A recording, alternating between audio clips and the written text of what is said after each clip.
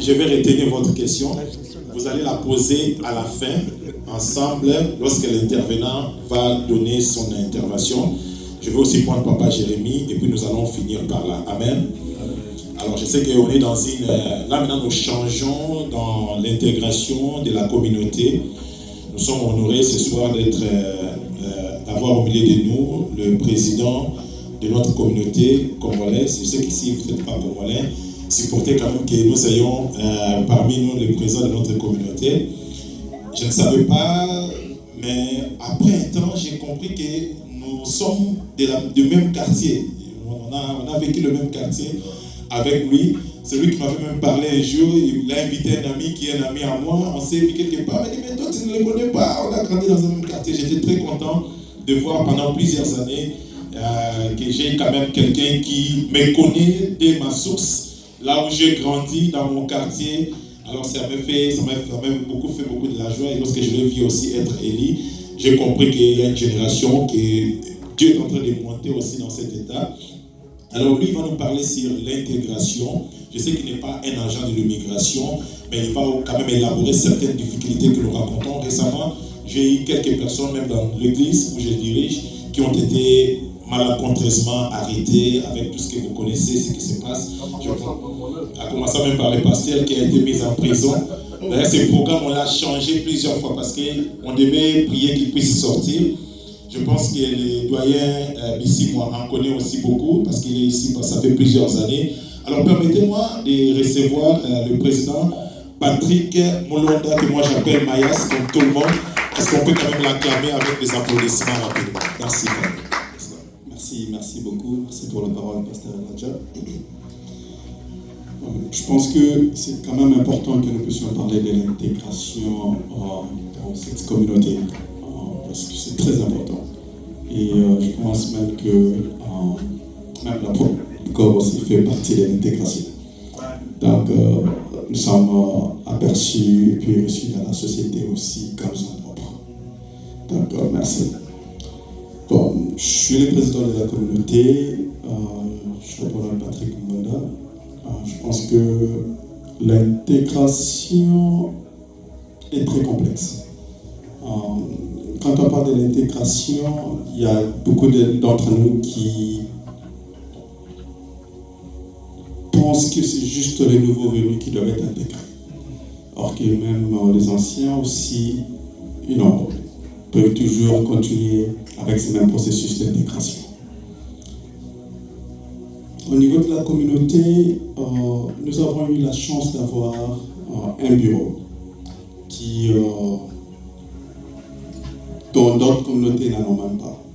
Et moi, je me dis que c'est un privilège, c'est quelque chose que nous devons bénéficier énormément. Parce que dans ces bureaux, vous pouvez bénéficier de plusieurs ressources. Et parmi ces ressources, l'intégration en fait partie. Je pourrais dire ici, si je vois bien dans mes notes, je vais être très court parce que nous courons derrière les temps. Notre communauté qui est la communauté congolaise des Mènes, qu'on appelle COCOMEN, c'est une ONG qui supporte les immigrants. Mais sinon, depuis que je pris les pouvoirs, je pense que nous avons essayé de transformer cette communauté à un centre d'éducation. Alors, pourquoi nous appelons ça un centre d'éducation? Parce que dedans, comme vous le savez, nous parlons la même langue avec presque nous tous et nous partageons la même culture. Et par là, on s'était dit, il y a un problème de langue dans notre communauté. Donc je pense que peu de gens parlent couramment anglais. Et on s'était dit, pourquoi pas amorcer avec ces cours de langue dans notre communauté. Et c'était une étude que personnellement, discrètement, je me disais comment arriver à cela. Et je pense que récemment, avec des partenaires, nous avons pu recevoir quand même un bon nombre d'ordinateurs dans les bureaux, que je vais dédier d'ailleurs. Et je pense que dans les jours qui suivent, nous allons commencer avec les cours d'anglais, on appelle des basiques, qui pourra peut-être permettre à nos frères et sœurs, à nos fils, d'interagir quand il s'agit d'une interview de boulot, par exemple, pour aller acheter quelque chose dans un store, ne fût-ce que tu peux parler, communiquer avec toute autre personne. Et à part ça, on s'était encore dit, nous recevons beaucoup de gens qui viennent au bureau juste parce que ils ne savent même pas comment ouvrir son email qui est dans son téléphone. C'est-à-dire qu'on l'a aidé, on a créé un email, ça se trouve là son Gmail, mais il ne sait pas comment ouvrir ça. Et il vient chez toi pour te dire que voilà, la Kenda ou ça là, email. C'est-à-dire c'est un truc qui peut être à 2 secondes. Tu tapes et tu lui dis voilà, c'est ça les messages qu'on t'a envoyés. Alors on s'est dit, on doit quand même aussi commencer avec les cours des basic computer. C'est-à-dire que faire des recherches d'emploi par exemple, tout ça, juste des petites choses. Alors je pense que la communauté va lancer cela bientôt. Donc on attend juste... Et je vais aller encore plus loin. Pour ceux qui ne savent pas, dans notre bureau d'Ecocomen, nous avons plusieurs services. Aujourd'hui, si vous avez des documents qui sont en anglais, soit en portugais, vous pouvez venir avec dans notre bureau. C'est-à-dire que nous faisons les traductions français, lingala, portugais en anglais. Et nous avons des personnes certifiées. C'est-à-dire que on te fait une traduction et puis il y a un cachet. Et vous partez, vous notarisez. Yes. Nous avons en fait, ce sont des gens avec qui je travaille avec, ce sont des personnes certifiées. Au niveau de la communauté, nous avons des interprètes qualifiés. C'est-à-dire que si vous avez un rendez-vous d'immigration, il est qualifié d'être représenté. Vous avez déjà allé à l'hôpital, nous avons des interprètes qui interprètent déjà à l'hôpital et qui travaillent avec nous dans la communauté. C'est-à-dire, donc, yes, c'est gratuit. C'est-à-dire que ce sont des histoires que nous devons bénéficier. Des fois, je me dis, c'est comme si les messages n'arrivent pas ou comment, parce que les gens ne savent pas qu'il y a des services pareils dans les bureaux. Les bureaux qui sont ouverts de lundi à vendredi de 9h à 15h, il y a des gens qui sont là permanents. En fait. Et à part ça, en fait, nous faisons des résumés, des CV, des curriculum vitae. En fait, et ce sont des CV professionnels. C'est-à-dire et adaptés au travail que vous avez besoin. C'est-à-dire que quand vous venez, vous pouvez dire que non, voilà, j'ai besoin d'un tel CV pour tel type de travail, on les fait sur place. Et c'est gratuit. Et en fait, c'était important que, je pensais peut-être que la salle va être un peu remplie pour que nous puissions partager et puis parler de cela. Mais à part cela, nous aidons les gens aussi à ce qui est comme recherche d'emploi. Et nous appliquons aussi le travail pour les gens dans notre bureau. C'est-à-dire que, au-delà de tout cela, disons, si vous avez besoin d'un work permit, par exemple, d'un permis de travail, on les fait dans le bureau. Au lieu d'aller, en fait, d'ailleurs, actuellement, plusieurs organisations sont en train de fermer, en fait. Je pense qu'on travaille en collaboration avec iLab, on travaille en collaboration avec IOP, ACT plutôt, on travaille en collaboration avec DHHS, qui nous envoie des gens pour que nous puissions les aider à remplir tous ces formulaires de permis de travail. Quoi d'autre? Je pense que si vous avez des formes, des formulaires, tout ça, des applications, des bénéfices, vous pouvez venir à la communauté, on va vous aider à remplir cela gratuitement. Et on a eu à faire un exploit. Dans la communauté, nous avons des avocats d'immigration. Yes, sur place. C'est-à-dire que, comme vous le savez, c'était un peu très difficile ici de pouvoir avoir un rendez-vous avec des avocats. Mais nous avons pu entrer en contact avec des avocats. Maintenant, nous travaillons en collaboration avec eux. C'est-à-dire que si vous venez de la communauté et que vous avez besoin d'un avocat, vous avez un cas d'immigration criminelle, familiale, on peut vous donner un rendez-vous avec un avocat dans les bureaux. Donc, tout ça, c'est juste pour essayer de passer cette information, pour vous dire que la partie intégration, nous l'avons. C'est juste à nous tous, ici présents, et les gens qui nous suivent en ligne, de pouvoir s'approcher de la communauté. Approchez-vous de la communauté, venez avec vos questions, venez avec tout ce qui vous dérange, je pense que vous serez servis. Et pour les cas de l'ICE, les services d'immigration, comme vous le savez, des contrôles, tout ça, des frontières, c'est très difficile à ces moments quand je vois nos frères dans des délégations, et je reçois cet appel presque chaque jour. Je pense qu'il y a l'apôtre Junior qui venait de sortir. Je pense que j'ai été contacté et j'avais même fait ma lettre pour que cela puisse sûrement contribuer à sa sortie. Moi, je bénis Dieu parce qu'il est parmi nous. Mais c'est pas facile de voir nos frères et sœurs dans ces états. Je pense que l'ICE est en train juste de faire son travail parce que la façon dont l'ICE est en train de procéder, je pense qu'il commence par l'identification d'abord de toutes ces personnes qui ont reçu des lettres de pouvoir quitter les États-Unis, par exemple, qui ont des cas criminels, et puis d'autres personnes qui sont entrées aux États-Unis par des voies illégales, par exemple. Donc, ce sont des personnes qui sont peut-être identifiées par l'ICE, et l'ICE a toutes ces informations.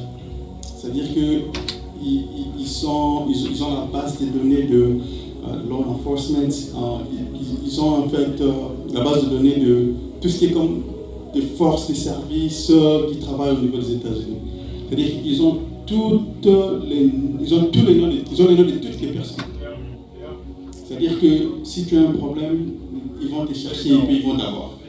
Mais si tu n'as pas de problème, tu vas être en paix. Tu vas te promener comme tu veux. Alors, et après cela, l'ICE a comme des voies d'appréhender, c'est-à-dire que de faire peur, de créer la terreur. Et c'est ce que nous sommes en train de voir dans les médias. Ils peuvent vous bousculer, ils peuvent vous frapper, ils peuvent vous prendre des forces. C'est juste pour créer cette peur, en fait.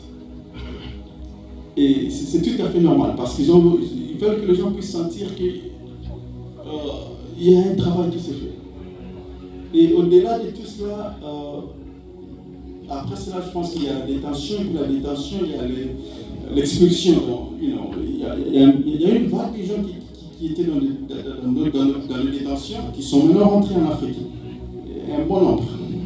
Donc, tous ces gens-là qui étaient entrés dans Nzela Makolo, qui étaient dans les prisons, tout ça, actuellement, il y a un bon nombre, plus de 500, qui sont déjà de retour.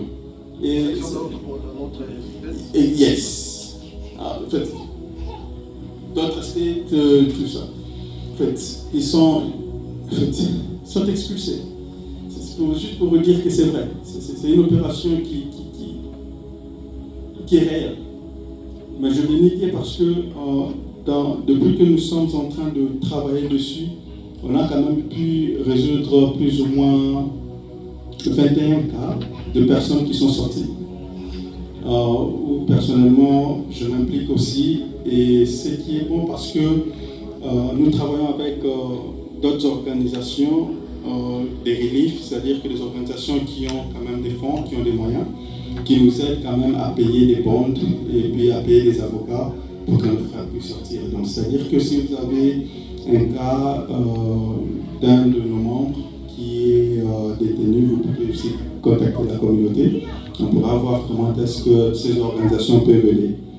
Donc, je pense que j'avais voulu juste partager ces moments avec vous pour que je puisse nous rappeler, nous tous, que la communauté est là, les bureaux est là, mon numéro est là et toute mon équipe est là pour vous servir et gratuitement. Merci beaucoup. Alors, merci beaucoup. Nous allons faire ceci. Je sais qu'il y a plusieurs questions. nous sommes encore dans les bons. Il nous reste... Merci pour président. Parce qu'on est en direct, on est en train, les gens sont en train de suivre. Nous avons trop de cas, trop de problèmes pour les gens, pour les problèmes qui concernent les avocats ou l'immigration. Je sais qu'il y a des avocats familiales, les gens continuent, chaque mois, tout ça, les gens sont bons quand même des avocats. Mais parce que comme tu viens de soulever maintenant ici, ce que tu venais de dire, pour ce qui concerne les avocats de l'immigration, ça aussi c'est gratuit à la compte de Cocomel, où la personne lui-même, ils doivent négocier avec les avocats auprès du bureau, bien c'est gratuit. Mais Cocomel, c'est lui qui prend en charge de ça. Parce que là, tout le monde va écouter maintenant, parce qu'ils ne connaissaient même pas que la communauté font tout ce que tu es en train de soulever aujourd'hui ici. C'est vraiment capital, il faut qu'on le sache. Parce que ce qui concerne pour l'immigration, les avocats de l'immigration, c'est Coram qui paye ou bien automatiquement la personne humaine. Parce que je viens, j'étais arrêté, vous connaissez quand même. J'ai trouvé des gens là-bas qui ont des problèmes, des avocats.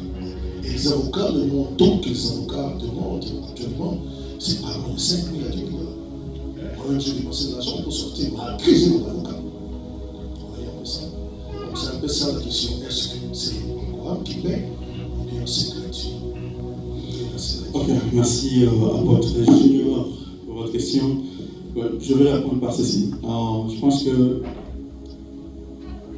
il y a, même au niveau des ILAP, les avocats que les gens disent c'est gratuit, c'est pas gratuit. ILAP reçoit des fonds. Des fonds qui sont alloués à payer ses avocats. Et ces avocats sont payés en contrepartie. Et les services est gratuit. Alors, Cocomel n'a pas ces fonds.